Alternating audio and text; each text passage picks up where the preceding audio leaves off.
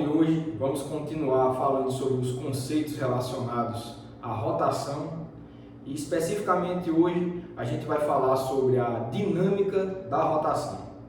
Então, para estudar a dinâmica da rotação, a exemplo da dinâmica da translação, a gente vai começar a se preocupar com as causas do movimento de rotação. E para iniciar esse estudo, a gente começa a falar da energia cinética associada à rotação. Então, vamos falar sobre isso. Energia cinética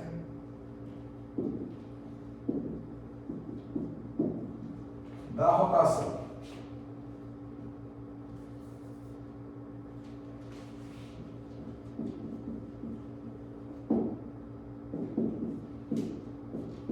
Bom,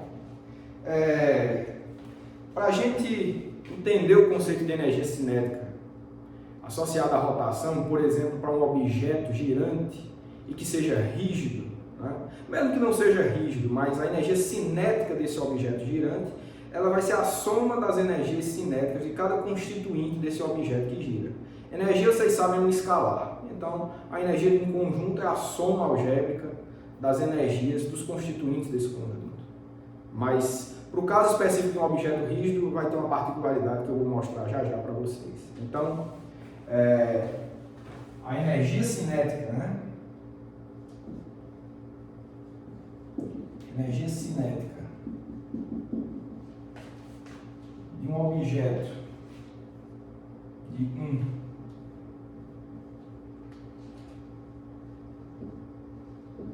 objeto girante é a soma das energias cinéticas também dos constituintes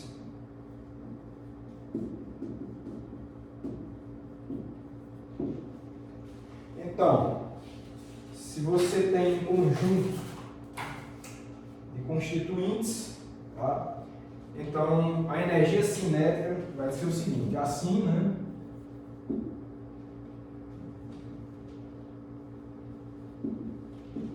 Você tem o seguinte, a energia cinética K, maiúsculo, né?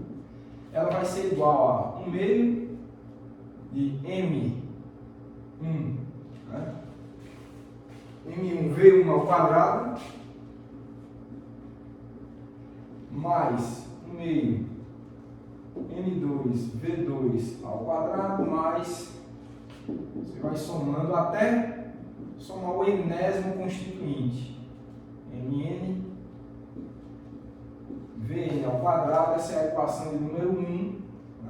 Então eu vou ajeitar ela um pouco, né? Vou escrever de uma forma compacta, né?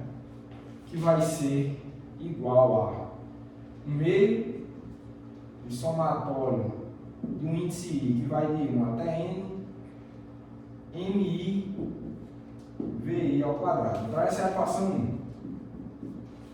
O que é que quer dizer isso aqui? Ó? Energia cinética é 1 meio da massa vezes velocidade ao quadrado. Então suponha que esse seu objeto rígido, por exemplo, esse lápis aqui, ele tem um conjunto de constituintes muito grande, né? Cada partícula dele é um constituinte. Vamos dizer que esse número é N. Né?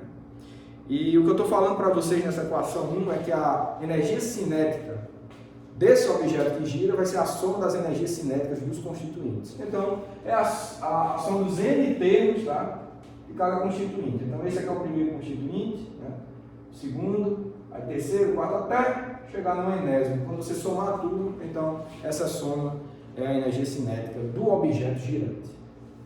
E o que eu estou escrevendo aqui é só uma forma compacta de escrever a mesma coisa, né? Isso aqui quer dizer o somatório de M desse produto da massa vezes a velocidade. Cada constituinte I tem a sua massa e a sua velocidade. E eu estou somando esses I's, né? esse índice I de 1 até N. Então é a mesma coisa que está aqui, só que escrito de uma forma compacta. Então, essa é a energia cinética de um objeto gigante. Tá bom, agora, no caso, né?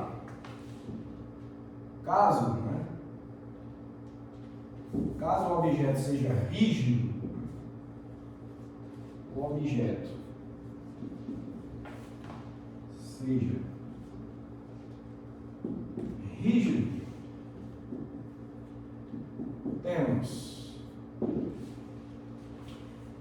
que essa velocidade I vai ser igual a ômega, que é a velocidade angular do objeto girante, vezes RI,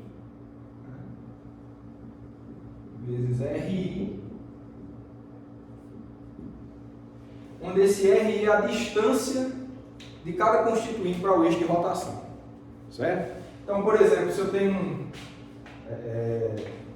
um objeto que a gente está vendo ele de cima, tá? Você tem um eixo de rotação aqui, tá? Eixo de rotação, certo? Esse ponto.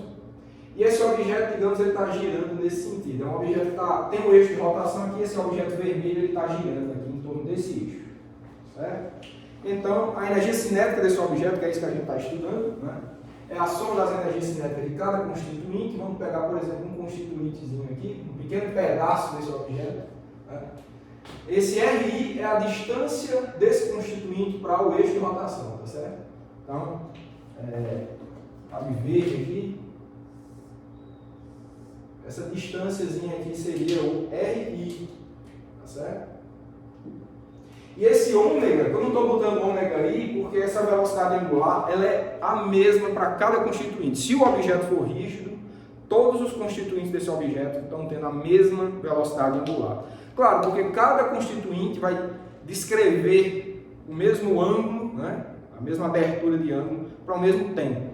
Né? Se o objeto está girando para um determinado tempo, cada constituinte vai descrever um arco, né? Um ângulo na verdade, e esse ângulo é o mesmo para aquele dado intervalo de tempo. Então, a velocidade angular é a taxa de variação da posição angular em função do tempo, que é igual para todo mundo. Então, por isso eu não preciso botar índice I para o ômega, porque o ômega é comum para todos os constituintes. Tá bom? Então, dessa forma, né?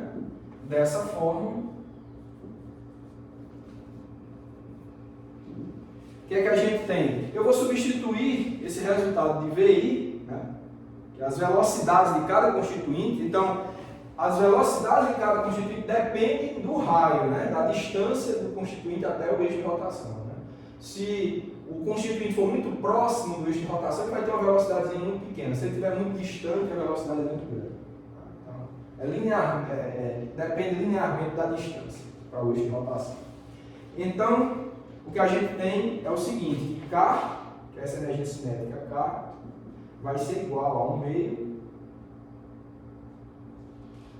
de somatório. Estou analisando essa equação aqui, tá? De I, que vai de 1 até N, MI, que multiplica VI ao quadrado. Agora eu vou botar ômega, RI, todo mundo ao quadrado aí, né? E eu posso tirar do sinal do somatório esse ômega. Tá? Esse ômega não depende do índice, ele pode sair do sinal de somatório, então vai ficar assim, ó, que K, energia cinética do objeto, vai ser igual a 1 meio, né, do somatório em I, que vai de 1 até N, MI, RI, esse RI é ao quadrado, tá certo? Fechou o parênteses, eu vou botar esse ômega ao quadrado, tá aqui fora. Estou assim. Certo? Vou chamar isso aqui de equação de número 2 e vamos analisar essa equação de número 2 aí. Então, ficou com uma cara bem interessante aí a energia cinética do objeto girante, né? Lembrando que ele é rígido, né? Se não fosse rígido, pessoal, aí sim eu precisaria de um ômega I, porque nem todos os constituintes iriam ter a mesma velocidade angular. Agora, o fato do objeto ser rígido garante que a gente não precisa de um índice específico para cada constituinte em relação à velocidade angular ômega. Certo? Bom, então vamos analisar essa situação aí. Essa grandeza de parênteses aqui, pessoal, olha, que ficou aqui explícita, tá? Eu acho que é o que vem mais interessante aqui, né? Um meio é uma constante, esse ômega quadrado também é outra constante, né? Depende de como, da velocidade angular aí, né? Ela é a velocidade angular ao quadrado do objeto. Agora, o que tem de interessante para a gente tentar entender é o que está aqui entre parênteses. Tá? Essa grandeza entre parênteses, ela depende de como a massa, né, desse objeto rígido que está girando, ela está distribuída em torno do eixo de rotação. Ou seja, ela depende tanto das massas dos constituintes, olha, é o somatório do produto das massas pela distância desse constituinte, né? É o somatório das massas dos constituintes pela distância desse constituinte em relação ao eixo ao quadrado.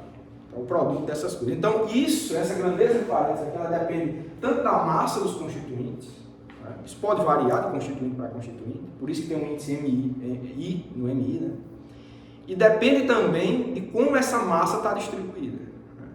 Se esse objeto, né, que está girando tiver uma massa muito próxima do eixo de rotação, né, esses RI ao quadrado vão ser muito pequenos, então vão dar uma contribuição muito pequena para a energia cinética de rotação. Então, por exemplo, ao calcular a energia cinética de rotação, de acordo com aquela equação 2, a gente percebe que ela não depende somente do objeto em si, não depende somente da velocidade angular desse objeto, mas depende também da forma com que esse objeto está girando em relação ao eixo de rotação. E tem diferentes formas. O mesmo objeto ele pode girar diferentemente em relação ao eixo de rotação. Por exemplo, suponha que o eixo de rotação aqui é o meu dedo, tá? E o objeto é esse lápis. Uma forma dele girar em torno desse eixo de rotação é você posicionar assim e girar assim, tá? Esse giro aqui. Nessa configuração, a massa dos constituintes estão muito próximas do eixo de rotação. Tipo, esse eixo vertical aqui, certo? Então, ó, é muito próximo. Outra forma seria essa, ó. O objeto pode girar assim, ó. É o mesmo objeto, mas tem um eixo de rotação, o objeto está girando assim. A massa está muito mais, a distribuição está muito mais distante do que estava antes, né? Tem constituintes aqui muito distantes do eixo de rotação. E poderia ter ainda mais aqui, ó. Tem um giro, né? De tal forma que o objeto está bem distante em relação ao eixo de rotação, então é uma outra forma de analisar. Então, com isso, né?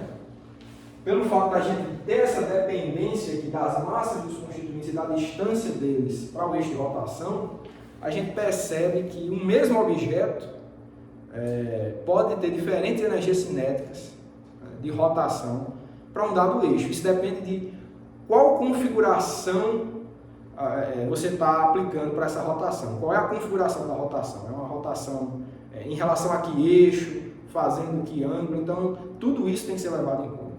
Tá bom? Então, o que especifica essa característica da geometria da rotação é exatamente essa grandeza de parênteses. Né? É ela que está dizendo que a gente tem que se preocupar com tudo isso, tanto a massa dos constituintes como a distância deles para o eixo de rotação. Tá certo? Pela importância que essa grandeza entre parênteses tem para o estudo da energia cinética de rotação, a gente atribui, né, uma nova grandeza física justamente para aquela grandeza que está ali entre parênteses na equação 2. Né? É a chamada, o chamado momento de inércia da rotação. Então, essa grandeza aqui, já vou adiantar que eu vou chamar de I maiúsculo, tá certo? É o chamado momento de inércia. Vou escrever isso ali. Certo? Então, é uma grandeza que tem essa motivação de descrever, né, como que a massa do objeto está distribuída em torno do eixo de rotação. Essa é a ideia do momento de inércia, e eu vou dar mais um significado físico já também para vocês, tá? Deixa eu só escrever mais um pouco que eu vou falando de momento de inércia. Então, a grandeza I,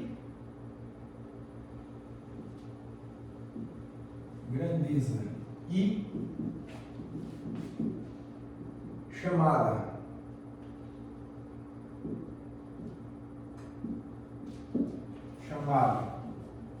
de momento de inércia,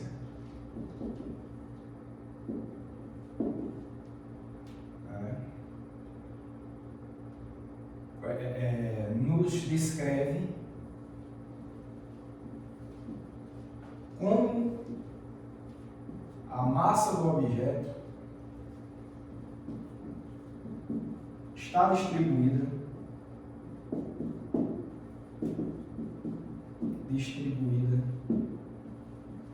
em torno do eixo de rotação.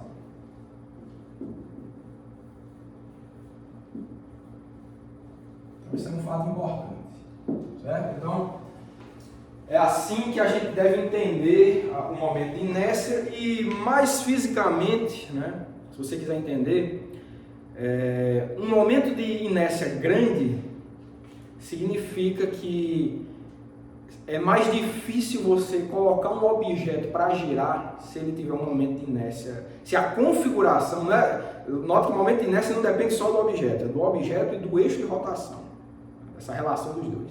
Então, quanto maior o momento de inércia dessa configuração, mais difícil é colocar esse objeto para girar. Então, é muito mais fácil, acho que vocês entendem, né? Talvez fosse um objeto maior, né? Um objeto maior fosse mais simples de entender, mas acho que vocês entendem que é muito mais simples eu girar um objeto, esse objeto aqui, em torno desse eixo de rotação, do que fazer ele girar assim. E se for assim, é muito mais difícil. Então, o momento de inércia qualifica isso, a dificuldade que você tem de botar um objeto para girar em relação a um determinado eixo de rotação. E outra forma de você entender, né, uma vez que essa configuração já está girando, também você pode entender como a dificuldade de você botar isso em repouso, você eliminar o movimento de rotação. Ou seja, se o objeto está girando assim, é muito mais fácil você parar esse objeto do que se ele estiver girando assim, certo? Então, é outra forma de você entender. É tanto a dificuldade de botar para girar, como a dificuldade de botar em repouso se a configuração já está girando. Então, é o sentido físico do momento de inércia é esse, certo? Mas a equação já fala bastante coisa. Realmente tem a ver com a distribuição de massa em torno do eixo de rotação. Tá bom, então, feito isso, né, a gente vai reescrever a equação 2 e tirar algumas conclusões mais a partir dela, certo? Então, vamos seguir com esse estudo de energia cinética de rotação.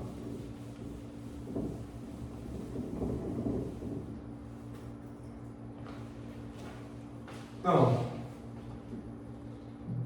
assim, né? A equação 2 é reescrita, né, com K igual a 1 meio de I ômega ao quadrado, certo? Isso aqui é a equação do número 3.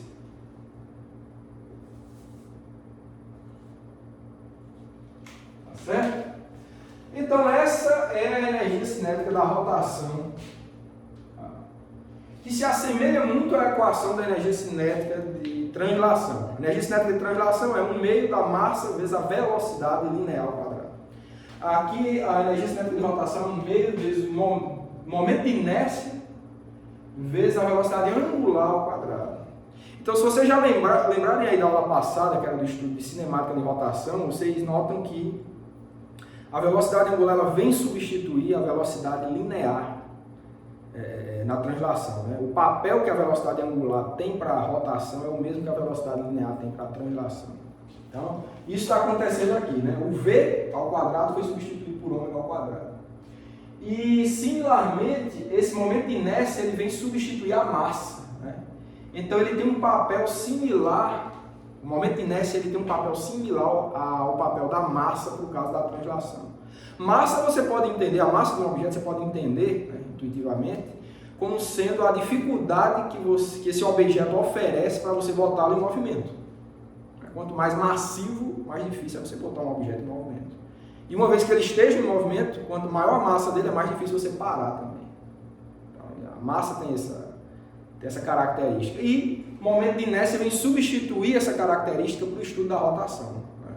A dificuldade que você tem de botar um objeto para girar tem a ver com o momento de inércia, e também a dificuldade que você tem de parar um objeto, o giro de um objeto em relação a um dado eixo, uma vez que, claro, ele esteja em movimento, também é uma forma de entender o momento de inércia, esse I, tá certo? Então, é a grandeza que substitui a massa, né? Tem o papel da massa. Ok, então, tendo entendido isso, né, a gente pode falar sobre a unidade de momento de inércia no sistema internacional. Então, no sistema internacional, a unidade de I é o... A gente pode olhar até para essa equação aqui, ó. Momento de inércia, I, ele vai ser, por essa equação aqui a gente sabe que somatório, não interessa muito, mas é um produto de massa por distância ao quadrado. Então, no sistema internacional vai ser a unidade de massa, que é o quilograma, vezes a unidade de distância ao quadrado. Então, o quilograma vezes metro ao quadrado. Então, essa é a unidade de momento de inércia. Então, se for resolver um exercício para calcular o momento de inércia de alguma coisa, em termos de números, então a unidade do sistema internacional vai ser quilograma vezes metro ao quadrado. Né? Quilograma vezes metro ao quadrado. Do jeito que está aqui. Tá certo? Bom, então, a gente agora vai começar um estudo de como calcular esses momentos de inércia. A gente vê que, a depender da configuração, né, vamos ter que fazer um cálculo desse momento de inércia para a gente poder descrever de maneira conveniente a rotação, a dinâmica de rotação do objeto em relação a um eixo de rotação. Então, vamos estudar um pouco como calcular o momento de inércia. Né? Calculando o momento de inércia.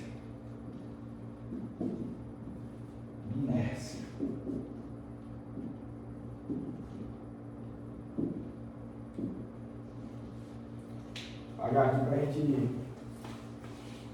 ver isso, tá? Olha, a gente percebe dessa equação aqui, ó, dessa aqui embaixo que eu vou apagar agora, né? O momento de inércia é isso aqui, né? Que está entre parênteses. Isso aqui, se você tiver um sistema discreto, ou seja, um sistema com uma configuração de massa discreta, a gente já viu que é isso no estudo de centro de massa, né? Quando você tem vários constituintes com uma distância considerável entre eles, então a forma de você calcular o momento de inércia é essa daqui mesmo, tá? Só somar a massa de cada constituinte, né? E a soma dos produtos das massas pela distância desses constituintes para o eixo de rotação ao quadrado. É só fazer isso, então não tem nenhum mistério, né? Essa equação aqui já é suficiente se, isso que está entre parênteses aqui já é suficiente se o sistema girante for discreto. Se o sistema for contínuo, é o que a gente vai ver agora. Certo? O que é um sistema contínuo? A gente já viu isso também no estudo de centro de massa. Quando a distância entre os constituintes é muito pequena para ser levado em conta. Né? Você tem uma continuidade de matéria realmente, né? E a massa desses constituintes é muito pequena em relação ao objeto inteiro. Então, isso é o que a gente entende por um sistema contínuo, e a gente vai estudar agora, vai abordar o momento de inércia de um objeto contínuo, certo? E para isso a gente vai se utilizar disso daqui. Eu vou apagar, mas tenham em mente que isso daqui é a equação base que te dá um entendimento sobre o momento de inércia.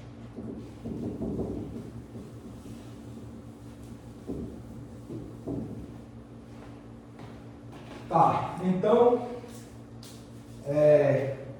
se o objeto girante, né?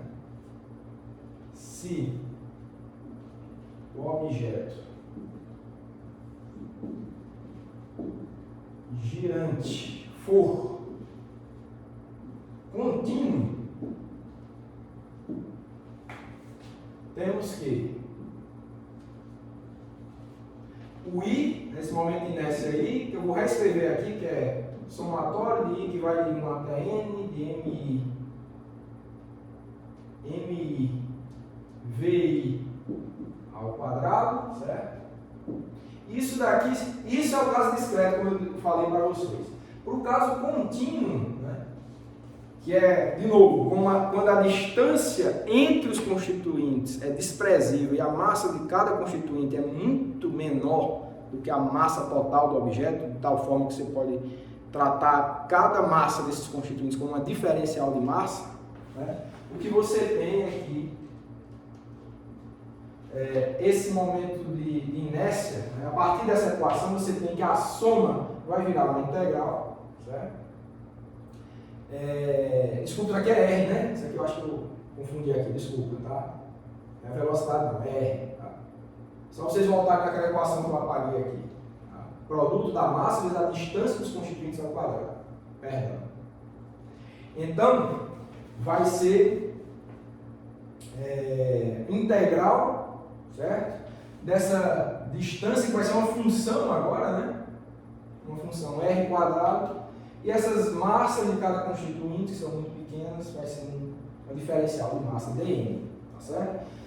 Some o índice, né? Porque realmente R vai ser uma função, né, no espaço contínuo, certo? Então, e as massas viram diferenciais de massa e, obviamente, os intervalos de integração ali vão ser na região onde você tem realmente matéria. Você integra onde você tiver matéria. Então, esse é o ponto. Bom, então o cálculo se dá dessa forma, certo? Eu acho que essa é a nossa equação número 4, né? Número 4. Então, para o caso contínuo, esse é o cálculo que você precisa fazer para obter o momento de inércia de um dado objeto, de novo, em relação a um determinado eixo de rotação. Bom, é isso. Então, antes de fazer um exercício sobre isso, eu vou fazer um exercício já sobre essa equação número 4 ali, tá certo? Essa é a forma. Mas o que eu quero falar para vocês é que, dependendo da configuração, ou seja, do objeto e do eixo de rotação, nem sempre é muito fácil você calcular isso daqui. Certo? Nem sempre. Integrais nem sempre são simples. Às vezes são, às vezes não. Então, muitas vezes a gente precisa recorrer a alguns truques matemáticos que facilitem o cálculo dessas integrais aí.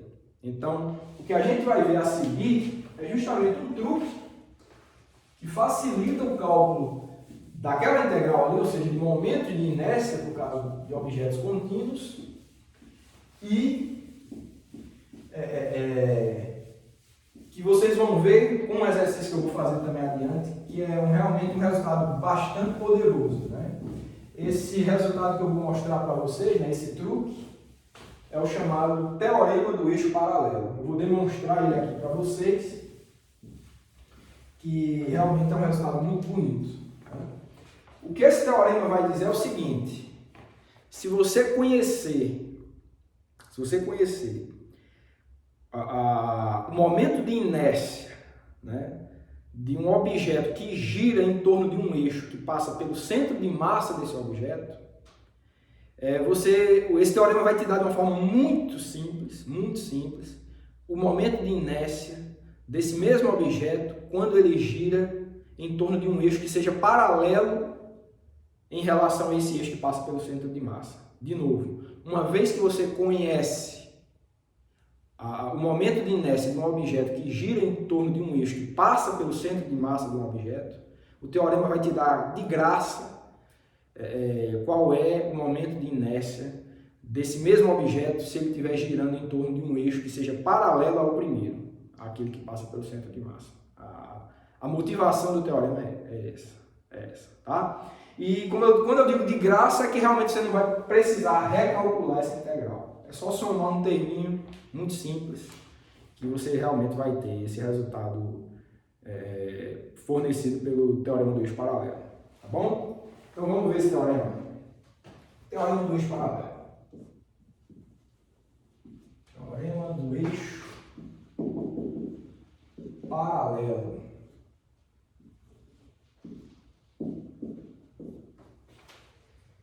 Bom, então eu vou fazer uma figura vocês vão entender, espero que vocês entendam o que eu vou querer representar. Vou fazer bem grande aqui, vou botar um eixo de referência, Y, certo? Y.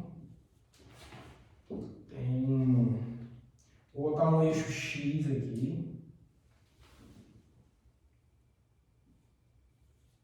Vou considerar um objeto girante, certo?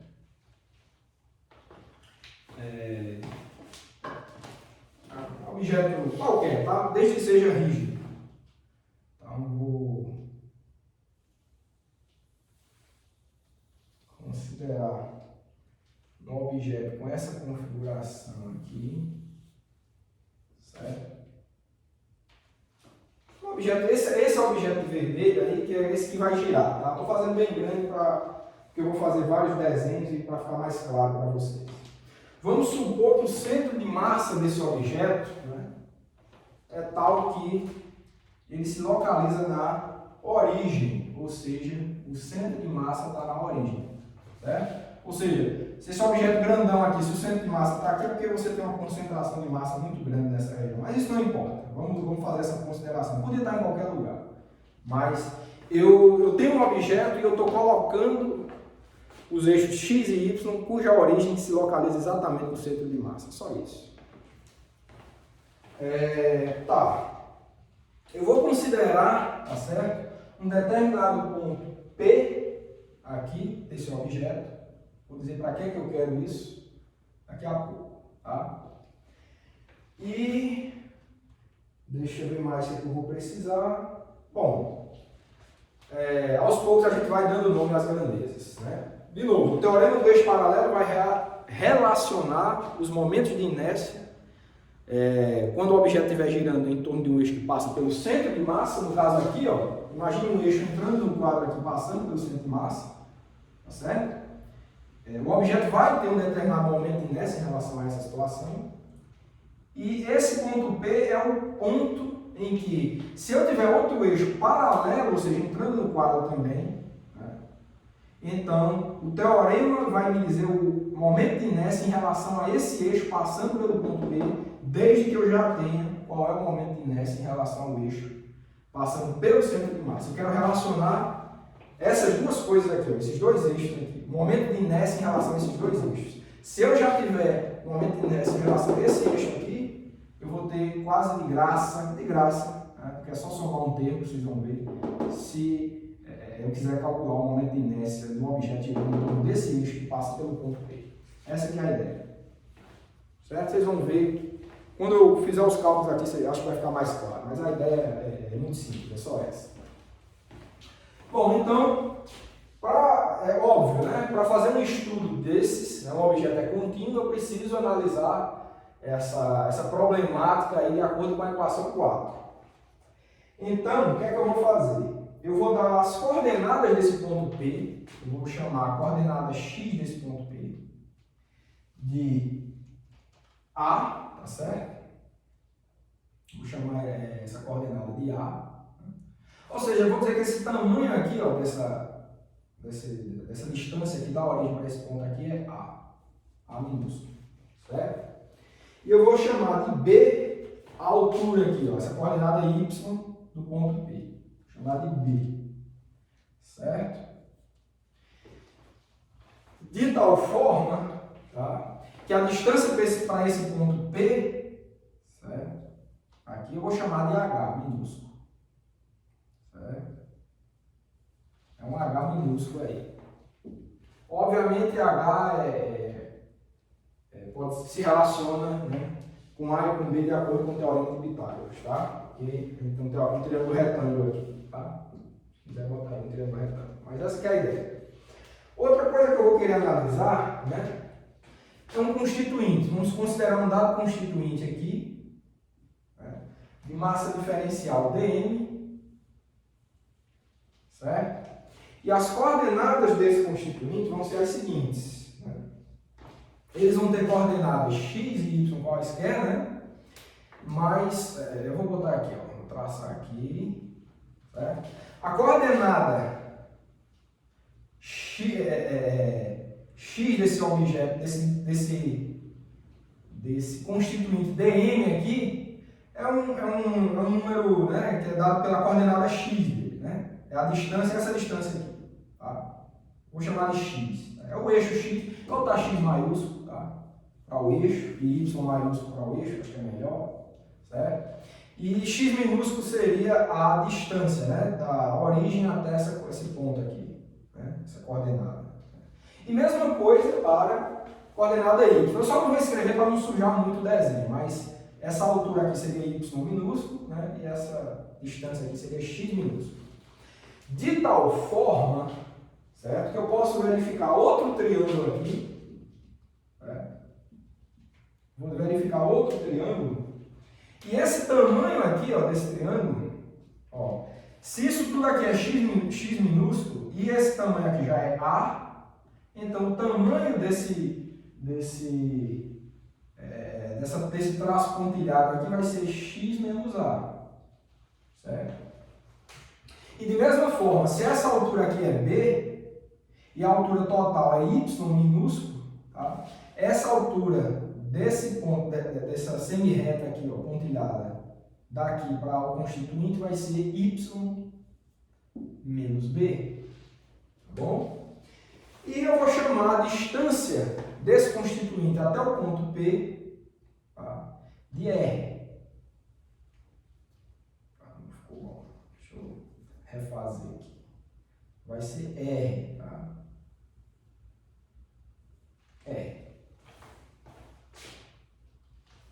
Bom? E obviamente R está relacionado com x menos A e y menos B, de acordo com o teorema de Pitágoras também.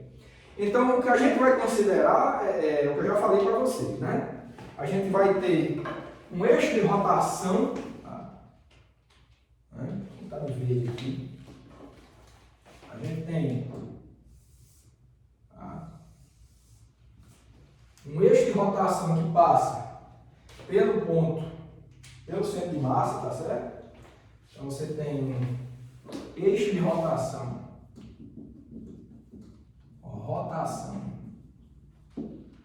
né? Passando por CM, né? Pelo centro de massa, e você vai ter um outro eixo de rotação que você vai querer relacionar, tá bom? Dá de verde aqui também. Você vai ter também um eixo de rotação, né?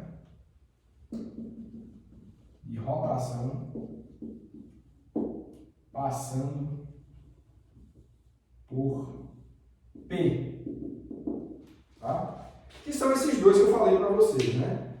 Um eixo aqui, que é o eixo de rotação passando pelo centro de massa, e o eixo de rotação passando por P, certo? O objeto pode girar de duas formas e você quer relacionar os momentos de inércia nessas duas configurações. Bom, espero que o desenho tenha ficado claro, né? Que todas as variáveis tenham ficado claras e, como eu disse, para abordar esse problema a gente vai utilizar o que diz a equação 4. Vamos fazer esse estudo agora. Vou pegar aqui para a gente ver isso. Vocês vão ver que é um teorema realmente bem interessante.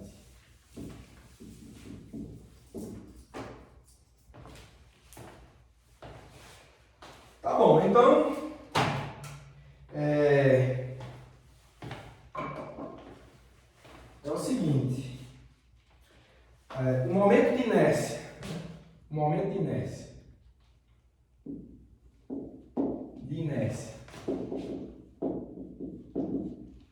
em relação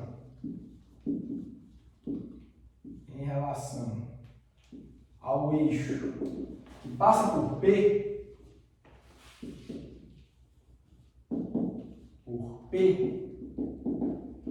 é dado por, eu vou chamar IP, tá certo? IP, que é o momento de inércia desse objeto quando ele gira em torno de um eixo que passa pelo ponto P, tá bom? Vamos calcular isso. Vai ser igual, né, vamos utilizar a equação 4.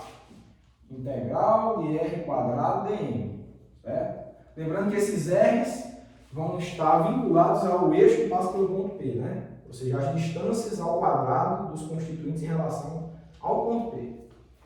Isso vai ser igual a quê? Vai ser igual a integral. Quem é R, né, ao quadrado? Olha, esse aqui é um triângulo retângulo, tá? Aqui a gente tem um triângulo retângulo, ao ângulo reto dele aqui, e aqui a gente tem outro triângulo retângulo aqui, certo? Bom, R quadrado, eu acho que está óbvio dessa figura, né? Que R é uma hipotenusa, né, desse triângulo retângulo. Então, é esse cateto aqui ao quadrado mais esse cateto aqui ao quadrado. Então, vai ficar, ao invés de R quadrado, a gente vai fazer assim, ó. Vai ficar x menos a ao quadrado menos a ao quadrado mais y menos b ao quadrado. Tá? Tudo isso que está entre colchetes é R ao quadrado e repete o dn aqui. Tá? Bom, eu vou apagar aqui, tá? Eu vou precisar desse espaço. Mas vocês vão ver que o cálculo não é complicado, não. A gente quer resolver essa integral aí. Certo? Então, a gente tem um quadrado de diferença, um quadrado da diferença aqui, outro quadrado da diferença aqui. A gente vai abrir essas coisas, né? Então vai ficar assim, igual, integral. Eu vou pegar a parte das variáveis, de x e de y, tá? Esse x menos a ao quadrado é o quê? X quadrado menos 2x ao quadrado mais a ao quadrado. Tá? Então a parte que tem x ao quadrado eu vou botar aqui. Né? E tem uma parte aqui também que vai ser y ao quadrado menos 2by mais b quadrado. Né? Então eu vou pegar só a parte das variáveis, x quadrado e y quadrado, vou agrupar numa integral só.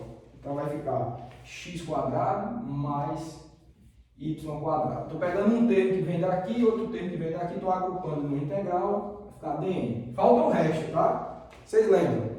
Integral da soma é a soma das integrais. Então, estou agrupando em integrais de maneira conveniente. E vão ter os termos cruzados, tá certo? Que vai ficar assim, ó, menos, a gente vai ter uma integral que é menos, o termo cruzado aqui, né? 2b integral de x dm, tá? Essa é uma integral que você extrai do termo cruzado aqui, porque tem um termo menos 2ax, desculpa, ax, né? Não era b, não, é a. Certo? 2ax dm. E tem um termo parecido aqui que você extrai, que é o termo cruzado aqui desse outro, né?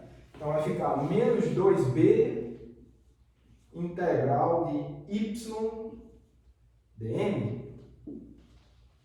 Tá certo? Ótimo. E outros termos que faltam são o que relaciona o quadrado de A e o quadrado de B. Então vai ficar mais uma integral de A ao quadrado mais B ao quadrado dm, certo? E fica assim. Ok, né? Aparentemente ficou bastante confuso isso, mas vocês vão ver que isso simplifica bastante. Né? Primeiro, duas observações que a gente precisa fazer. Essa integralzinha aqui, isso daqui, se vocês lembrarem do estudo de centro de massa, isso daqui é a coordenada x do centro de massa. E essa outra integralzinha aqui é a coordenada y do centro de massa. Tanto uma como a outra é zero, né? Porque eu botei justamente o eixo de referência, a origem do eixo de referência no centro de massa, tá? Então, né? Isso aqui é a coordenada x do centro de massa, que é zero, e essa aqui é a coordenada y do centro de massa, que é zero. Então, essas duas integrais, não precisamos delas, tá? Não são levadas em conta.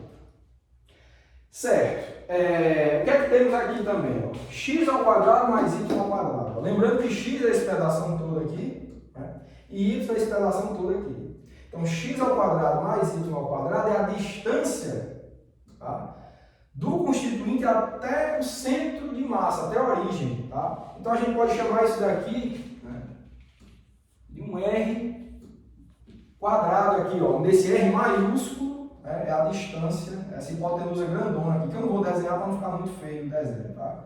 Mas é essa distância total aí. Tá bom? E A ao quadrado, que tem aqui, ó. A gente tem aqui A ao quadrado mais B ao quadrado. A gente olha para esse triângulo retângulo aqui, a gente vê que A ao quadrado mais B ao quadrado vai ser a hipotenusa aqui ao quadrado, esse H ao quadrado. Certo? Então, esse parênteses aqui desse integrando, ele é H ao quadrado. Olha como as coisas ficaram bem interessantes. Né? Então, com isso, o que é que a gente pode dizer?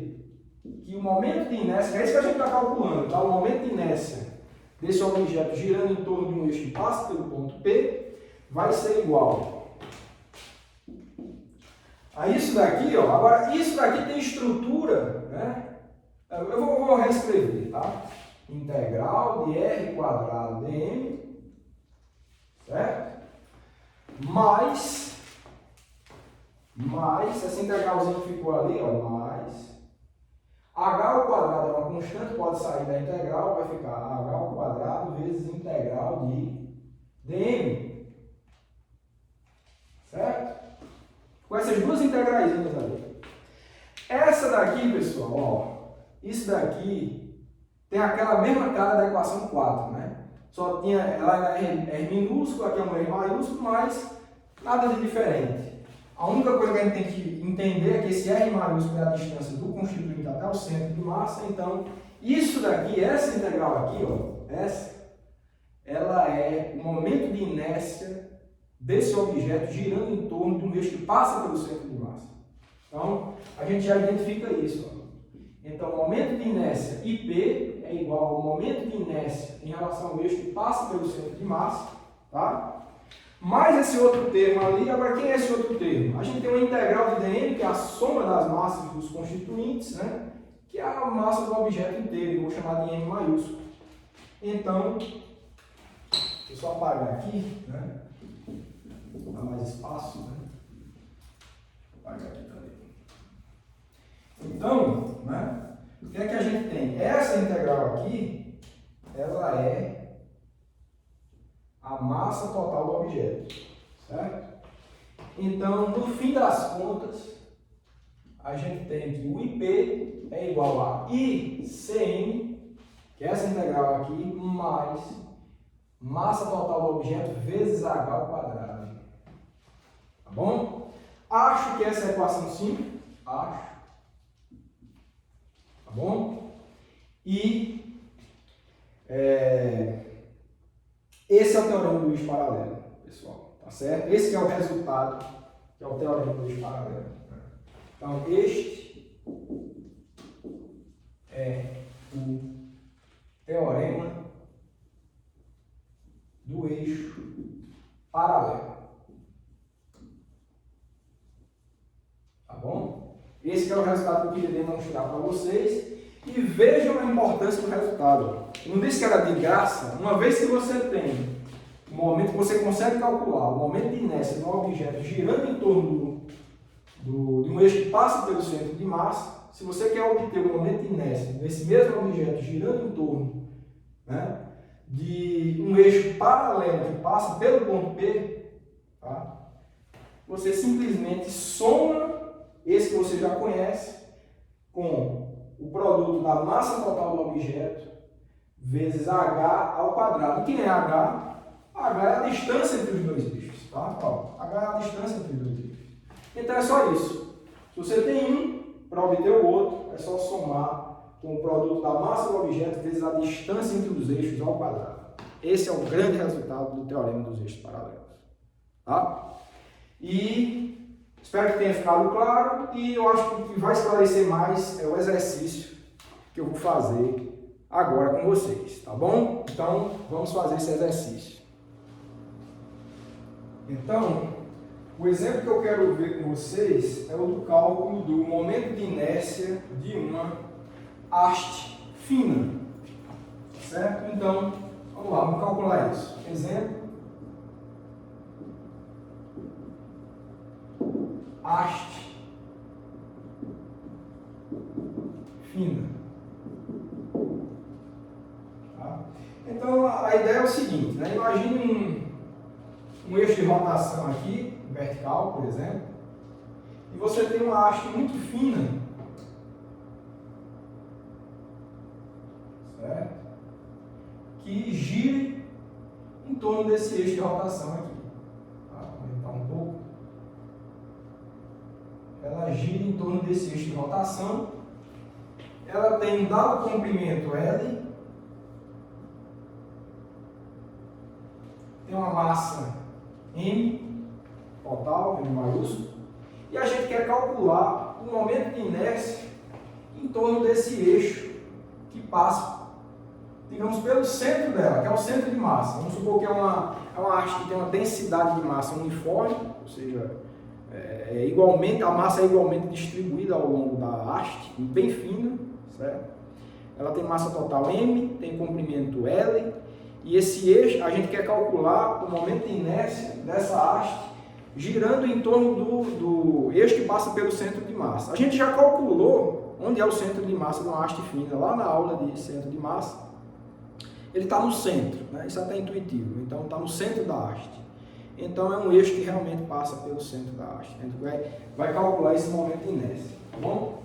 Bom, para a gente entender, né, melhor a situação, eu vou redesenhar aqui, tá?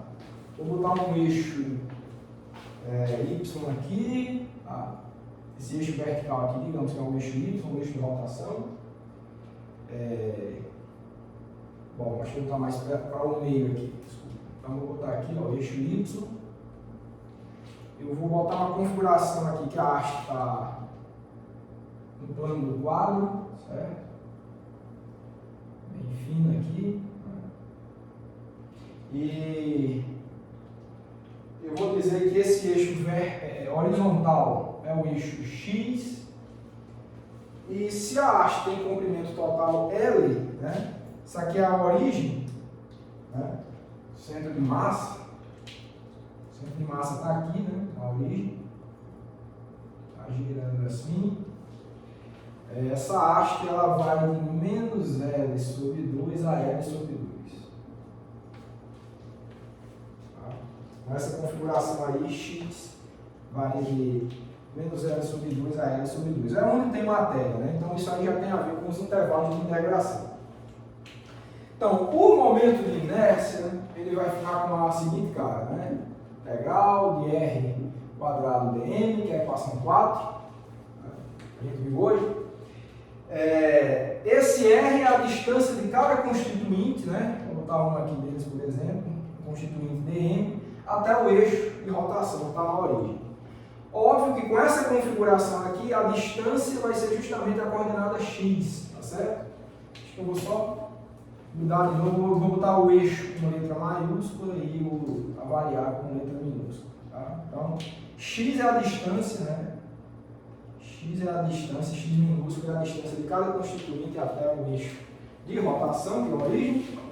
Então, isso aqui vai ficar igual ao quê? Integral. Né? Esse R é simplesmente a variável x quadrado dm. Porém,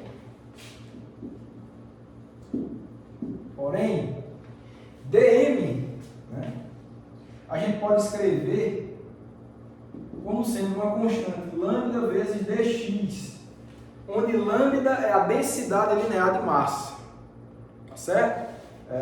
Então, cada intervalozinho dx aqui que você desloca, você acrescenta uma certa quantidade de massa dm, que é dada por lambda vezes dx. Ou seja, a massa varia linearmente com o comprimento aqui, tá? Então, e essa constante de proporcionalidade ali é o lambda, né? Ou seja, é uma grandeza que tem unidade de massa por comprimento, certo? Então, pelo fato dessa haste ter a massa uniformemente distribuída, então a gente pode escrever simplesmente dessa forma, né? Os elementos de massa é uma constante lambda, né? O fato de ser uniformemente distribuída quer dizer que a densidade linear de massa é constante. Então a gente pode fazer essa transformação, ou seja,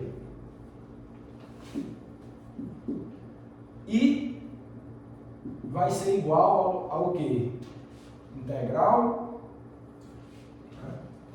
de x quadrado lambda dx, que é igual a... vai ficar... vou dar o lambda para fora da integral, que ele é constante, integral de x quadrado de x, e os intervalos de integração, né, agora ficou bom porque é tudo na mesma variável aqui, tá?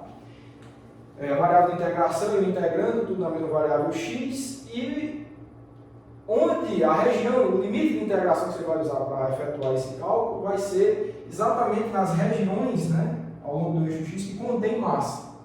Você vai ter massa entre x igual a menos L sobre 2 e x igual a L sobre 2. Então, esses são os intervalos de integração que você usa para efetuar o cálculo, certo? Menos L sobre 2. Menos L sobre 2, tá? Vou escrever isso aqui. Para ficar claro. Menos L sobre 2. É o intervalo de integração de cima e de baixo, certo? Bom, agora você faz essa conta, né? Você faz essa conta. Isso aqui é igual a lambda x ao cubo dividido por 3, né? Menos L sobre 2 a L sobre 2, utiliza o teorema fundamental do cálculo e você encontra que I vai ser igual a... vou botar aqui embaixo. Você faz essa conta, você vai encontrar que I é igual a lambda, certo? L ao cubo dividido por 12. L ao cubo dividido por 12. Entretanto, né, quem é lambda, né? A lambda está relacionada aqui, né?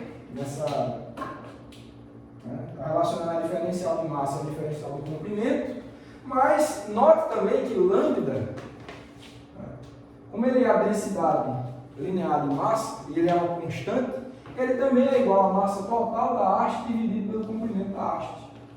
Certo? Então a gente pode utilizar esse resultado, né? A gente pode utilizar esse resultado, né, que é lambda igual a m sobre L. Logo, a gente encontra que I, você substitui lambda igual a isso daí, né, m sobre L, você vai encontrar que o momento de inércia nesse caso vai ser 1 sobre 12 m vezes L ao quadrado. Então esse é o resultado do momento de inércia para uma haste fina girando em torno de um eixo que passa pelo centro de massa. Esse que é o resultado. Certo? Então está calculado. E agora o que é que eu vou querer fazer? Então esse é o resultado. Tá? Então esse exemplo aqui acabou, mas eu quero usar ainda esse exemplo para fazer um estudo do teorema do eixo paralelo. De que forma? Eu quero utilizar esse resultado para calcular o momento de inércia dessa mesma haste fina, mas agora com o eixo deslocado. Eu quero botar o eixo passando por uma das extremidades aqui. Será que tem alguma modificação? Intuitivamente tem, né? A gente sabe que não é a mesma facilidade girar um objeto dessa forma ou girar dessa forma, né? O que a gente calculou foi isso aqui, né? Esse momento de inércia de um eixo passando pelo centro da haste. O que a gente quer agora é esse momento de inércia com o eixo numa das extremidades da haste. E a gente vai ver que pelo teorema do eixo paralelo isso é dado quase que de graça. Só fazer uma soma, não precisa mais fazer integral nenhuma. Certo? Porque a gente já conhece quem é o momento de inércia dessa haste girando em torno do centro de massa. Se você quiser, você pode até botar ICM, para você já deixar claro que é o momento de inércia com esse eixo passando pelo centro de massa. Certo? Deixa esse resultado aí. Então, eu vou apagar aqui, para a gente recalcular para esse novo caso de um eixo passando por uma das extremidades. Certo? Vou fazer isso agora. Então, vou apagar aqui também. Tá?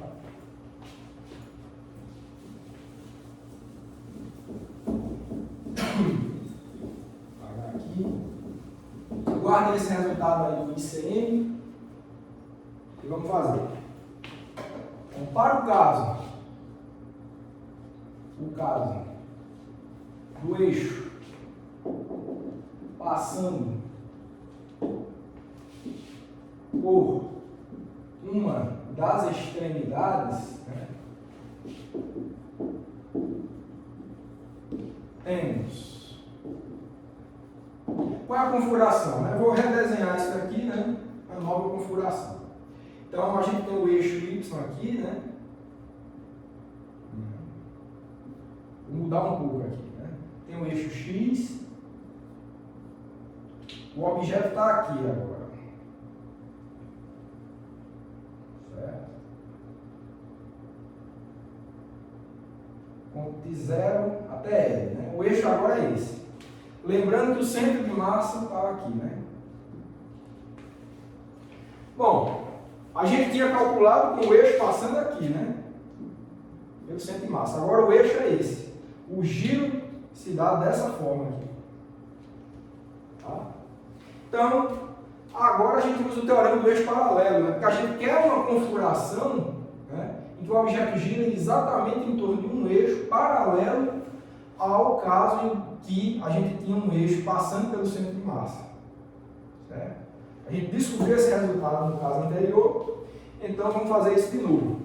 Agora, utilizando o teorema do eixo paralelo, para vocês verem como é simples. Então, pelo teorema do eixo paralelo,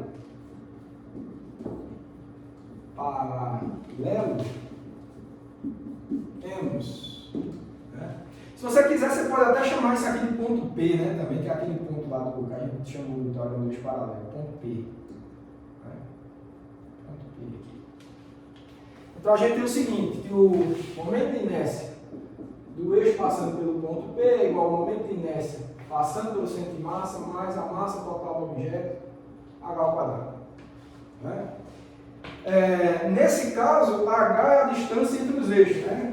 No teorema do eixo paralelo é isso que ele diz. H é essa distância aqui. Ó. H é essa distância, que nesse caso é L sobre 2. Né? L sobre 2. Bom? Então, o que é que a gente faz? Isso aqui é igual.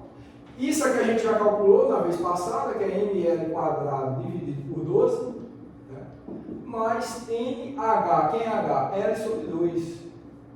Tudo isso ao quadrado, então você entende, né, calculando isso, que esse novo momento de inércia, você faz a conta, isso vai dar simplesmente ml quadrado dividido por 3, né? Ou seja, 1/3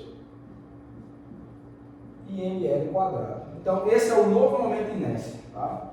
Se aqui era ml quadrado sobre 12, se o eixo for esse, é ml quadrado sobre 3. Então, olha que simples, né? Não precisou fazer integral nenhuma. A gente já conhecia esse resultado, né, para o centro de massa, então ficou simples calcular para esse outro eixo paralelo, e assim serve para qualquer outro eixo paralelo. Tá? Podia estar aqui, né? Podia estar em qualquer, né, lugar aqui, desde que fosse paralelo a esse. Então você tem de graça, é só somar mh quadrado que você encontra. Então, realmente, espero que vocês tenham entendido a importância do teorema do eixo paralelo nesse caso, né? E eu acho que vocês vão conseguir estender isso para vários outros casos, porque realmente é um teorema que tem uma gama enorme de aplicações, tá? Para o estudo de rotação, tá bom? Vou apagar aqui para a gente dar continuidade aos nossos estudos. O que a gente vai fazer agora é estudar umas novas grandezas associadas à rotação, tá bom? Vamos ver o que vem a seguir.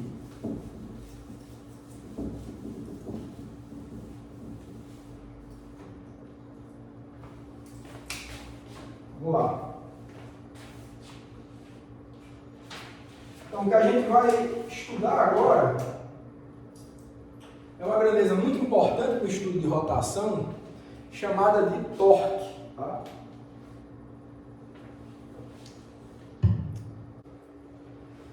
Então o torque, como a gente vai ver, ele é a grandeza associada à rotação que vem substituir a força no estudo de translação. Então, vamos ver como é esse estudo do torque. Grandeza muito importante para a rotação. Tá? Então, o que a gente tem que considerar é o seguinte, né? Considere o seguinte objeto girante.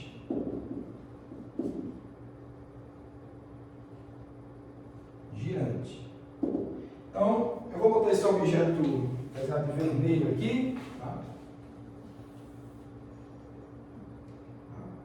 Vermelho.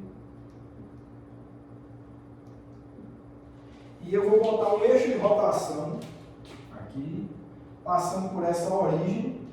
Tá? Vou chamar aqui eixo de rotação. De novo, o eixo está passando aqui entrando no quadro, passando por esse ponto O, certo? E o que eu quero é o seguinte, né?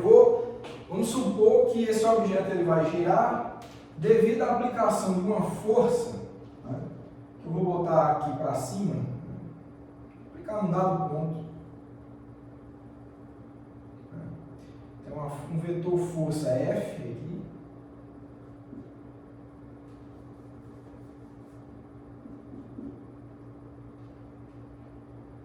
F, certo? E esse vetor força F, né, ele, acho que para ter mais espaço, né, acho que eu vou botar um pouquinho mais para baixo para essa figura, tá? Só um instante. Então eu vou redesenhar isso aqui, né, mais aqui embaixo. Então, ponto O, eixo de rotação, certo? O eixo entrando no quadro, eu vou considerar um vetor força F aqui, ó. Esse vai ser o responsável pela rotação, né? Com essa configuração aqui, né, essa força está sendo aplicada num determinado ponto P aqui, tá? P. E a gente pode localizar como vetor posição, vou botar de verde aqui. Tá? Espero que vocês estejam vendo aí de verde esse vetor R, que é um vetor posição que sai do eixo de rotação até o ponto de aplicação da força, que é o ponto P. Certo? O que é que eu vou fazer também aqui? Eu vou decompor esse vetor força, né, em duas componentes. Deixa eu mudar só um pouquinho aqui para ficar mais claro. Né? Vou botar esse vetor força assim, para ficar melhor o desenho. Mas tanto faz, tá? O vetor força pode ter a configuração que você quiser. Ele está sendo aplicado no ponto P. Né? E eu posso decompor esse vetor força em duas direções. Uma direção aqui radial, né, que é essa direção aí, né, radial. Então a gente vai ter uma componente, né, tá vermelho aqui, FR, é uma componente. E eu posso também decompor uma componente tangencial, esse vetor força, certo? É uma componente tangencial aqui. Tá? Vou só fazer aqui. Vou botar uma outra componente FT. Tá bom? E eu vou chamar esse ângulo aqui, que esse vetor força faz com a direção radial, de vetor φ. Tá bom? Bom, então essa é a situação. Espero que esteja claro para todo mundo. Né? E o que eu quero que vocês entendam é que o torque, fisicamente, o que é que significa o torque? O torque é uma grandeza física associada a outra grandeza física, que é a força. Tá? Então, para ter torque, você precisa de uma força. Então, o torque ele qualifica a força da seguinte forma. ele te diz qual a capacidade que uma dada força tem de girar o objeto. Essa é a razão física da gente instituir o que chamamos de torque. É a capacidade que uma força tem de uma dada força tem de girar o objeto. Então a capacidade dessa força depende, claro, da intensidade dessa força, do ponto de aplicação dessa força e também da orientação dessa força. Depende dessas características. E o torque tem que levar tudo isso em conta para quantificar a capacidade que essa força tem de girar o objeto. Então isso que é torque. Então, o torque, né? O torque qualifica a capacidade, né? Vou botar entre aspas aqui, capacidade de uma força girar um objeto. Para a gente entender essa capacidade, a gente tem que levar em conta. Primeiro, quanto maior a intensidade da força, óbvio, mais capacidade ela terá de girar o objeto. Isso é intuitivo. Outra coisa, né? A componente responsável por girar esse objeto é somente a componente tangencial. A componente radial ela não contribui em nada para girar o objeto. Então vamos supor que o objeto é esse lápis aqui, né? O eixo de rotação está aqui, tá? Esse ponto, essa minha mão direita está identificando aqui o eixo de rotação, tá? Uma força radial, ou seja, puxando aqui o lápis ou empurrando, ela não vai contribuir em nada para o giro do objeto. Agora, uma força tangencial, essa sim, a componente tangencial que é relevante para o giro do objeto, tá certo? Então, isso tem que ser levado em conta. E outra coisa que tem que ser levada em conta é a distância de atuação dessa força em relação ao eixo. Quanto maior a distância, também maior é a capacidade que essa força tem de girar o objeto. Se a força for aplicada muito próximo do eixo de rotação, você percebe que é mais difícil girar o objeto. Agora, se a distância de aplicação dessa força for distante do eixo de rotação, né, é mais fácil. Né? Essa é a razão pela qual as maçanetas das portas são colocadas o mais distante possível do giro, né, do eixo de rotação da porta. Né? Você não bota se você botar uma maçaneta perto do ponto de giro, né, da junção, né, da porta com a parede, você vai fazer uma força muito grande para abrir ou fechar essa porta. Então a maçaneta é colocada distante e você abre e fecha com facilidade. Então, intuitivamente a gente já sabe disso. Então a distância, quanto maior a distância de aplicação da força, maior é a capacidade que ela tem de girar o objeto. Né? Então, em resumo, é isso. Então, esses três fatores são importantes, que qualificam como que uma força consegue girar um objeto. Quanto maior a intensidade dessa força, óbvio, maior contribui para que essa força consiga exercer um giro nessa porta. Quanto maior for a componente tangencial, né, de atuação dessa força, maior a capacidade. Então, esse ângulo φ, né, tem a sua importância, né, que vai quantificar quem é justamente a componente tangencial. Então, não só a intensidade da força, mas esse ângulo ali é relevantíssimo para isso.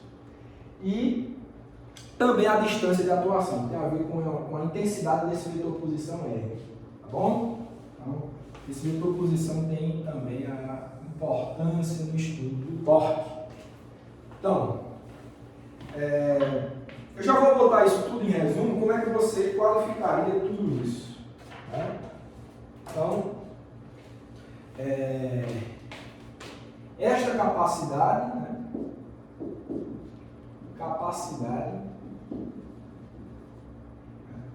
Depende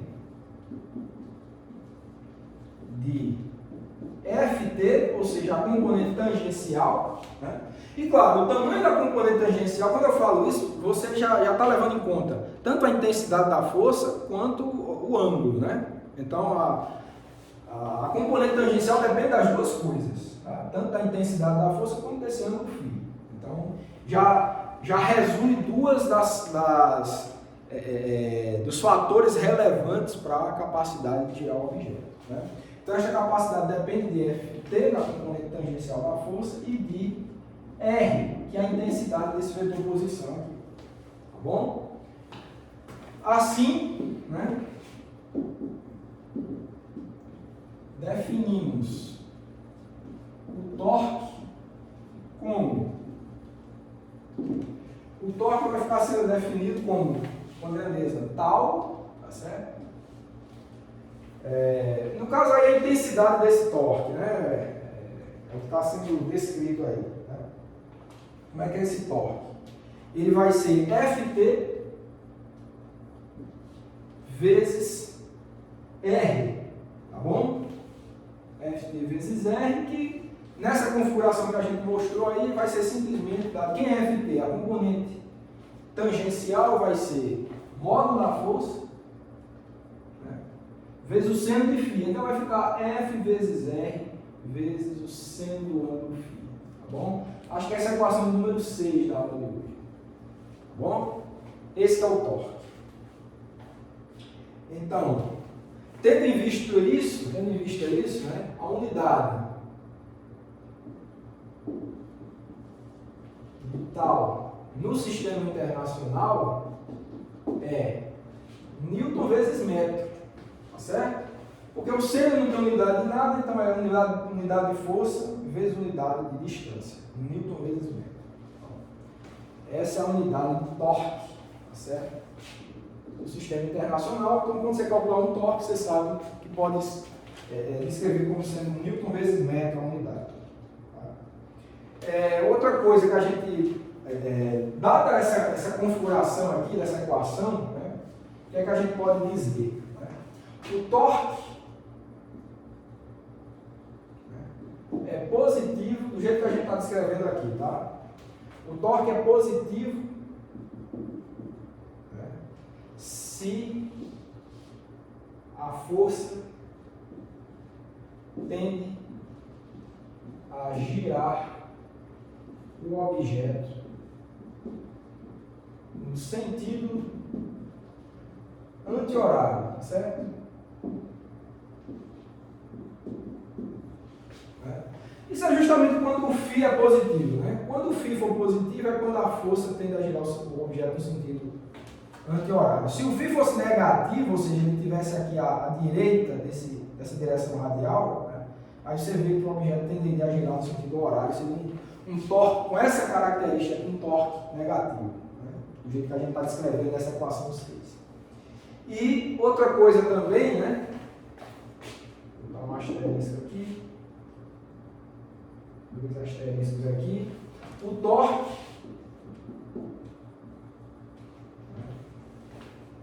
ele obedece ao princípio da superposição, né? Ao princípio da superposição.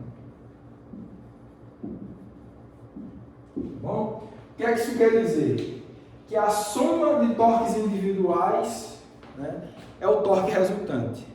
Esse aqui é o torque devido a essa força aqui. Se você tivesse 2, 3, 10, 30 forças, você calcula os torques de cada um individualmente, soma algebricamente, tá? Aí você vai ter o torque resultante dessas forças. É assim.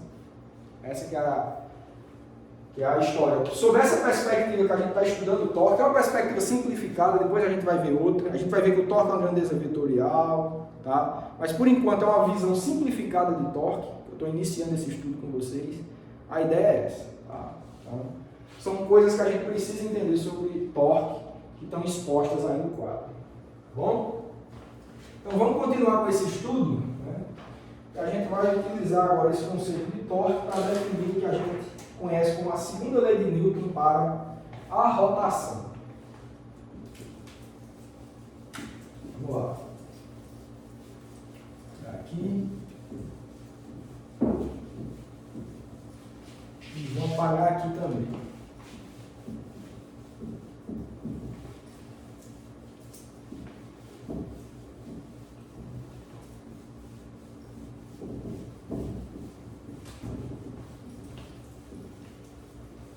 agora sobre a segunda lei de Newton para a rotação. É um estudo de dinâmica, né? Então é interessante a gente ver isso mesmo. Uma equação da dinâmica da rotação. Então é a segunda lei de Newton para a rotação.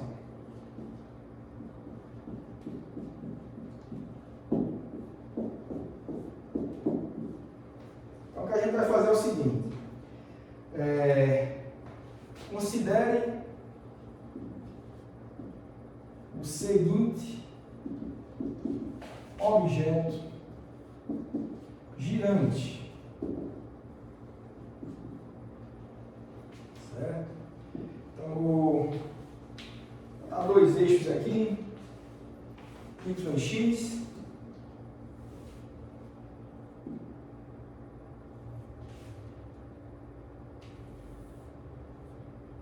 Y e x.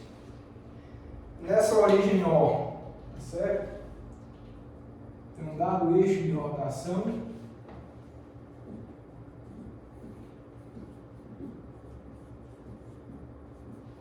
Dado eixo de rotação. Eu vou considerar qual é o objeto que vai girar, né? Eu vou considerar uma haste fina, tá certo? Uma haste fina de massa desprezível, tá certo? Bem fininha aqui de verde. E na ponta dessa haste eu vou botar uma bolinha, uma esfera, uma partícula, né, de massa M. Certo? Uma bolinha de massa Mzinho. E eu vou estudar a atuação de uma dada força, F, essa bolinha, e eu vou fazer uma decomposição, similar ao que foi feito no exemplo passado, né? Dessa força de uma componente radial e uma componente tangencial. Vou botar assim para ficar mais claro, tá certo? Então você vai ter uma componente FR, que é radial, e uma componente FT, que é tangencial. Você vai ter aquele ângulo φ. E óbvio, com essa configuração aqui, você tende a girar esse sistema, né, nessa direção anti-horária. Tá? Então é uma haste de massa desprezível, tá? Ela está só mantendo fixa a distância da bolinha em relação ao eixo de rotação. Tem a aplicação dessa força F, você decompõe essas duas formas. Tá? Vou fazer um estudo sobre isso, como vocês estão vendo aí. Bom, a gente nota o seguinte, ó. Qual seria a trajetória desse objeto? Né? Seria uma trajetória circular, né? Se essa haste for rígida, né, essa bolinha ela vai descrever uma trajetória circular, tá certo? Não sei se vocês estão vendo, então é uma trajetória circular. Tá? Esse seria o raio, né? Vou botar mais assim, para ficar mais claro que seria uma trajetória circular. Bom, se é uma trajetória circular, né, ao longo da linha que descreve esse arco aqui, né, a gente pode fazer um estudo de translação também. Né? A bolinha está seguindo uma trajetória. Essa componente F tangencial aqui, FT, né, ela é a responsável por acelerar a bolinha ao longo dessa trajetória circular. Tá? E o modo com que essa força, essa componente tangencial causa essa aceleração, né, você entende a partir da segunda lei de Newton para a translação mesmo. Né? De que forma? Então, note que Ft, né, se relaciona com a aceleração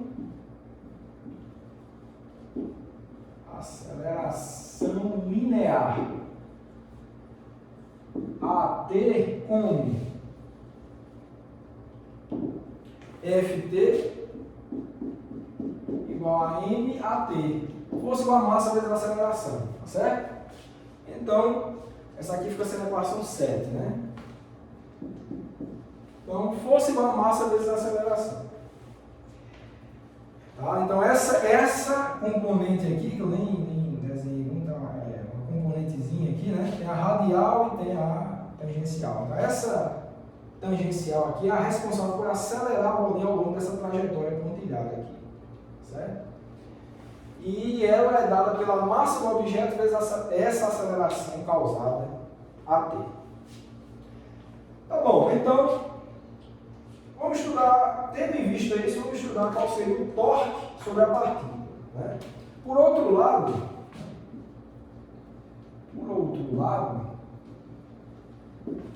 o torque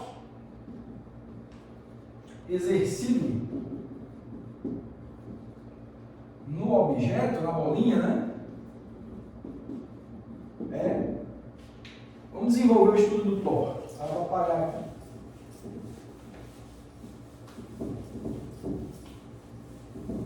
Vamos ver como é que fica o torque. A gente já sabe que ele depende também desse Ft, tá certo? Essa aceleração tangencial. A gente acabou de ver, né? Que é a equação 6. Né? Então, por outro lado, o torque do objeto é dado por tal, que é igual a Ft vezes R, né? Vezes R. Tá, e isso vai ser igual, obviamente, quem é Ft? Massa, né? Vezes a aceleração tangencial, né? Vezes R. Eu só substituí Ft pelo resultado aqui da equação 7, massa vezes aceleração tangencial. Então, esse fica sendo o torque exercido na partícula, por conta da aplicação da força F. Né? Tá bom, então, o que é que a gente pode fazer mais? A aceleração tangencial, se você lembrar, no estudo de cinemática de rotação, na aula passada, isso daqui é dado por alfa, que é a aceleração angular, vezes o raio R. Tá certo? Então, o que é que a gente tem? O torque vai ser igual a massa vezes R ao quadrado vezes alfa. Tá bom? Agora você perceba o seguinte, né? Que esse mr ao quadrado, ele é justamente o momento de inércia, né? O momento de inércia da bolinha, porque é uma partícula só. Massa vezes distância ao quadrado é o momento de inércia. Então, esse daqui é o momento de inércia I da bolinha. Então, isso daqui implica que tal é igual a I alfa. Equação 8. Bom? Ótimo, então para esse caso específico a gente achou uma relação bem interessante, ó. Tal igual a I alfa. Se vocês lembrarem, ó, alfa, que é a aceleração angular, substitui a aceleração linear. I, que é o momento de inércia, substitui a massa. E tal substitui o torque, o torque, que é tal, substitui a força. Então perceba, ó, que cada grandeza de rotação realmente vem substituindo uma grandeza de translação. E o formato, a relação das equações é a mesma, né? Se você tinha força igual a massa vezes a aceleração, aqui você tem tal igual a I alfa, torque igual a momento de inércia vezes a aceleração angular. Então, a segunda lei de Newton, que é essa daí, para esse caso específico dessa partícula, mas isso é válido sempre, vou mostrar já para vocês, então vocês veem que essa segunda lei para a rotação tem o mesmo formato da segunda lei para a translação, só você substituindo as grandezas físicas análogas de rotação, né, no lugar das de translação. Então, essa que é a ideia. Tá bom, então, por favor, mostrar rapidinho aqui para vocês que isso daí é válido para objetos quaisquer, né? Não só uma partículazinha ou uma bolinha, mas qualquer que seja o objeto, isso daí vai ser válido, tá? Então, No caso, né? No caso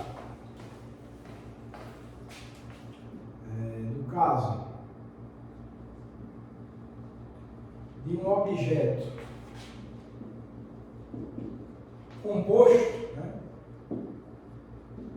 Seja ele discreto ou contínuo, tá? No caso de um objeto composto, ou seja, composto de vários constituintes, o que é que a gente tem? Né? A gente tem o seguinte, temos, né? Você vai ter o torque total. O que é esse torque total? O torque que atua em todos os constituintes, né? Que vai ser o quê? Somatório em I de torques individuais I, onde I varia de 1 até N, se N for o número de constituintes. Isso daí vai ser igual. Eu vou pegar essa equaçãozinha aqui, ó, que o torque para cada constituinte é dado por isso daqui, né? É dado por isso daqui. Vai ser somatório de I, que vai de 1 até N. MI, que é MI a massa de cada constituinte. RI é a distância RI ao quadrado, a distância de cada constituinte ao quadrado, vezes alfa, né? O alfa, se eu estou considerando o alfa igual para todo mundo, é que eu estou subentendendo um objeto rígido, tá? Então, um objeto composto, porém rígido, de tal forma que a aceleração angular alfa de cada constituinte é igual para todos os constituintes, tá? Então, não precisa de índice alfa, botar um índice I alfa, tá? Então, vai ficar assim vezes alfa, tá bom? E isso daqui, né, é o momento de inércia total do objeto. Tá? Essa daqui, se vocês lembrarem, o que a gente viu lá, acho que na equação 4, talvez, era o momento de inércia que é válido para um sistema composto. Tá certo? Agora tem outra coisa, né? Esse torque total aqui, né, ele é a soma dos torques individuais, né, de todos os objetos. Tá certo? Em todos os constituintes, desculpa. Né? Torque total é a soma dos torques que atuam em todos os constituintes. Se você tem, por exemplo, né, o caso em que... Vou apagar aqui, tá? Para explicar melhor, né? A gente não fechou, não, tá? Deixa eu apagar aqui mesmo. Apagar aqui. Para ver isso, né? Não vou precisar mais dessa figura, não. Então, o que é que acontece, né? Se você tem... Vou recuperar aquela figura lá. Né? Tem um objeto, né? Tem um eixo de rotação O, né? Um eixo de rotação O, né? Eixo de rotação, e você tem, por exemplo, a atuação de uma força. Né? Bom, essa força, digamos, ela vai atuar somente em um dos constituintes, não é em todos, ela vai atuar em um. Né? Mas, enfim, como esses objetos são rígidos, esse objeto é rígido, esses constituintes eles exercem forças uns nos outros. Cada constituinte, por ligações químicas mesmo. Né? Então, o objeto é rígido por conta das ligações químicas que existem entre os constituintes que fazem com que esse objeto de fato seja rígido. Ok, então, se tem forças de interação entre essas partículas, entre esses constituintes, né, no momento de giro existe também um torque exercido entre cada constituinte e o outro. Né? Mas pela terceira lei de Newton, né, que a força, né, de um objeto no outro é igual em módulo e tem direção igual em módulo, em direção e tem sentido contrário. Aqui o segundo exerce no primeiro, né? O torque de um no outro também vai ser menos o torque do outro no primeiro. Então, torques exercidos entre partículas se cancelam.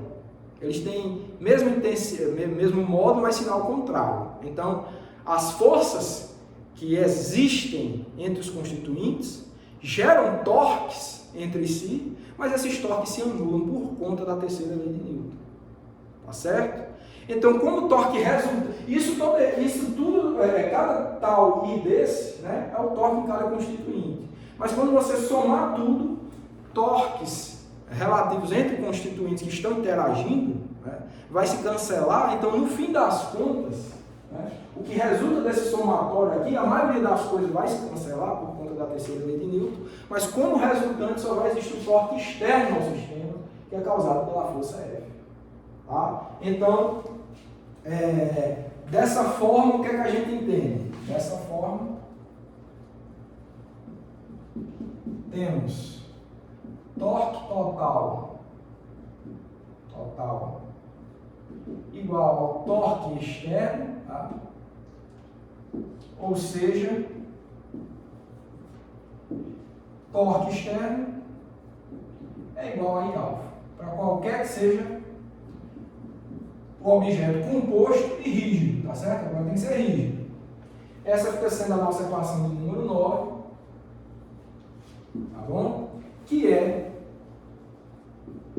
a segunda lei de Newton para a rotação. Tá? Então esse é o grande resultado, né, que diz a segunda lei de Newton. Tem o mesmo formato da segunda lei de Newton para a translação. Força igual a massa vezes a aceleração, aqui é torque igual a momento de inércia vezes a aceleração igual. Assim como a segunda lei de Newton para a translação, que é importantíssima, talvez a equação mais importante da mecânica, essa equação também é muito importante. É análoga para a rotação. Tá bom? Ok, então esse era o resultado que eu queria mostrar para vocês acerca da segunda lei de Newton. E eu vou fazer agora só um exercício para a gente fixar esse resultado. Então, o exercício que eu quero ver com vocês é o seguinte, né? Eu vou ler e depois a gente resolve. Bom, tem uma figura, eu acho que vou fazer logo a figura para ficar mais claro antes de ler, para que vocês entendam. Exemplo.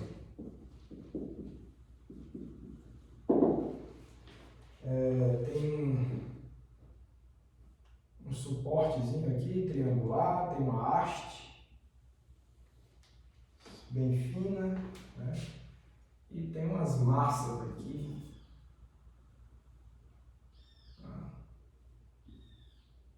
Uma massa M e outra massa M. Tem umas distâncias aqui para o eixo. Essa distância aqui é a distância L2 e essa aqui é a distância L1. Só isso o desenho, acho que vai ficar mais claro quando eu ler. Então o exercício diz o seguinte, né? A figura mostra dois blocos de massa M cada, pendurados nas extremidades de uma haste rígida de massa desprezível e com comprimento L1 mais L2, onde L1 é igual a 20 cm e L2 igual a 80 cm. A haste é mantida na horizontal sobre o ponto de apoio e depois é solta. Quais as intensidades das acelerações iniciais do bloco mais próximo do apoio e letra B do bloco mais distante? Tá? Então, os dados do problema, né, são poucos, né? Só são dois dados, que é L1 igual a 20 centímetros, isso aqui é 0,2 metros, né? E L2 igual a 80 centímetros, é igual a 0,8 metros. Tá? E o problema diz que isso aqui é uma haste rígida, tá certo? Essa aqui é uma haste rígida, que ela é inicialmente mantida na horizontal, externamente, e depois ela é liberada. Tá? E esse sistema deverá se movimentar, né? Um giro, isso aqui é um ponto de apoio, tá certo? Esse é um ponto de apoio. Deve haver um giro dessa haste por conta dessas massas, tá certo? E o que o problema pede é as acelerações iniciais desses blocos. São acelerações lineares, no caso, né? O problema pede as acelerações. Bom, então vamos solucionar esse problema, né? Vamos solucionar esse problema. Solução. a gente vai utilizar, isso aqui é uma rotação, tá pessoal? Isso aqui é um ponto de apoio, deverá haver um giro, né? A gente já percebe que, ó, as forças exercidas vão ser iguais, tá certo? Ambas vão ser para baixo, né? Vai ser igual o peso desses blocos aqui, tem massas iguais, então a mesma força. Mas como o ponto de atuação dessa força que é mais distante em relação ao eixo de rotação, que é esse, né? A tendência é que esse torque aqui, exercido por essa massa, é maior do que esse torque, que esse torque aqui, né? Então a tendência é que isso gire no sentido horário, tá certo? Mas o que eu quero dizer com tudo isso é que é um estudo de rotação, como vocês estão vendo. Então, da segunda lei temos segunda lei para a rotação, tá certo? Você vai ter que o torque externo, a última equação que a gente viu hoje, vai ser igual a I alfa, tá certo? I alfa. Tá bom. Quem é o torque externo? É a soma dos torques, né? Você vai ter um torque 1 mais um torque 2, né, que é devido a essas duas massas aqui, igual a I alfa,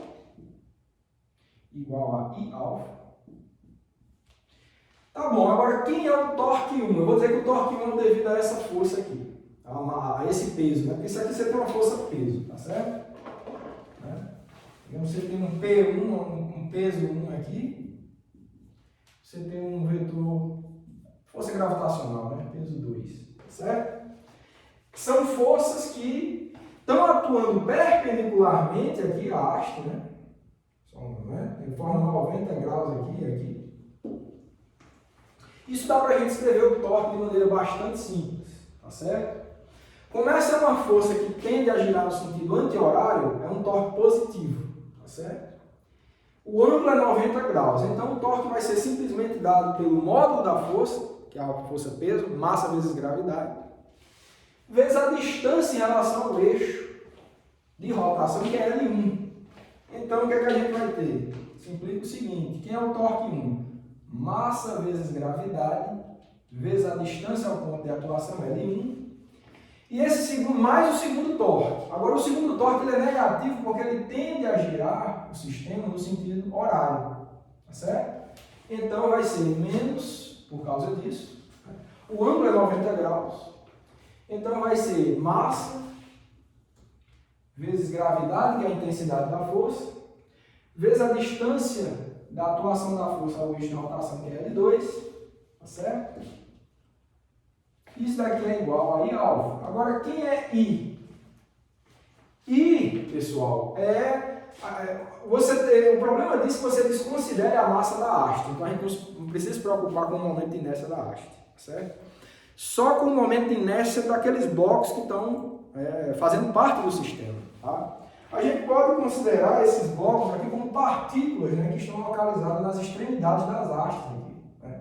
Porque o ponto de atuação da força é realmente nas extremidades das hastes, tá? Então a gente pode considerar o momento de inércia do sistema como uma partícula localizada aqui, ó, com massa M, e outra partícula localizada aqui com massa M também, né? que dá o mesmo efeito aí da força gravitacional dos blocos, tá certo? Então, quem vai ser I? É a soma das massas vezes distância ao quadrado, né? A soma do produto das massas vezes distância ao quadrado. Então, a contribuição desse bloco aqui para o momento de inércia vai ser M vezes distância ao quadrado, L1 ao quadrado, mais M, que agora a contribuição desse outro, que é a massa dele vezes a distância ao quadrado, L2 ao quadrado, tá certo? E vezes alfa. A aceleração é constante porque a haste é rígida, tá certo? Então, vezes alfa. Tá? Então, com tudo isso, né, a gente pode expressar quem é alfa nessa situação. Então, ó, o que é que a gente tem? Alfa é igual a... Eu vou botar a massa em evidência aqui, ó, nessa parte. Então, massa vezes gravidade em evidência, mg, que multiplica L1 menos L2, dividido, vou botar a massa em evidência aqui também, ó, massa que multiplica L1 L1 ao quadrado mais L2 ao quadrado. É isso. É isso. As massas se cancelam, tá certo? E você consegue calcular tudo, né? Porque a aceleração gravitacional é 9,8, o problema nos deu, né? L1 e L2, então uma preocupação que poderia ocorrer é que ele não tinha dado as massas, né? Mas a gente viu que não precisa, ela se cancela, tá bom? Então, se você substituir esses resultados aí, o que você vai encontrar é que a aceleração angular, pelos meus cálculos aqui, ela vai ser dada pelo seguinte: a aceleração angular alfa vai ser igual a 8,64 radianos por segundo ao quadrado, certo? Isso é a aceleração angular, mas o que o problema pede é a intensidade, quais as intensidades das acelerações iniciais para cada bloco, as intensidades. Mas isso é simples, né? Se a gente tem que é tudo rígido, tá certo? E que a gente já tem a aceleração angular e já tem as distâncias dos blocos para, né, o eixo de rotação, então é simples, né? Por aquelas equações lá de cinemática de rotação, a gente tem o seguinte, né? A aceleração do bloco, né? Isso é a letra A, tá certo? Vou botar a letra A aqui. A aceleração do bloco mais próximo é A1, tá certo? A1 igual a alfa L1, né? Por que a gente está utilizando essa equação? Se você lembrar, lá da aula passada, né, a gente tinha que S é igual a R θ, isso era uma equação, a gente tinha que V igual a ômega R, tá certo? E a gente tinha que A era igual a alfa R, a θ R aqui, tá certo? Essas equações vinculavam grandezas lineares com grandezas de rotação. Tá? Isso tudo da aula passada. O que a gente utilizou ali foi essa equação última aqui. Claro, percebendo que esse R, que é esse raio, né, é a distância aqui do ponto de apoio para o bloco mais próximo. Certo? E quando você fizer essa conta aí, bem simples, tá? Você vai perceber que isso dá igual a 1,72 metros quadrados. Tá? Metros por segundo ao quadrado, desculpa. Tá bom? E a letra B, a do bloco mais distante, né? Mais distante é mesma coisa, né? É uma aceleração 2 que vai ser igual a alfa L2, faz o mesmo cálculo, 6,91 metros por segundo ao quadrado. Tá bom? Então esse é o resultado da letra B, esse é o resultado da letra A. Tá bom? Então vejam que uma aplicação aí da segunda lei de Newton para a rotação bastante simples permitiu que a gente solucionasse esse problema. Então essas são as intensidades das acelerações lineares. Notem, imediatamente depois do sistema ser liberado. Tá? Ele foi inicialmente mantido na horizontal. Quando foi liberado, a intensidade da aceleração adquirida por esse bloco foi 1,72 metros por segundo ao quadrado. E esse daqui, 6,91 metros por segundo ao quadrado. Tá? Esse aqui descendo, claro, esse aqui subindo. Tá? Porque esse sistema, o problema não pergunta, mas como esse torque aqui é maior, esse sistema deverá girar no sentido anti-horário. Bom? Bom, pessoal, como o conteúdo da aula de hoje era isso que eu estava querendo falar para vocês, então eu vou aguardá-los na próxima aula.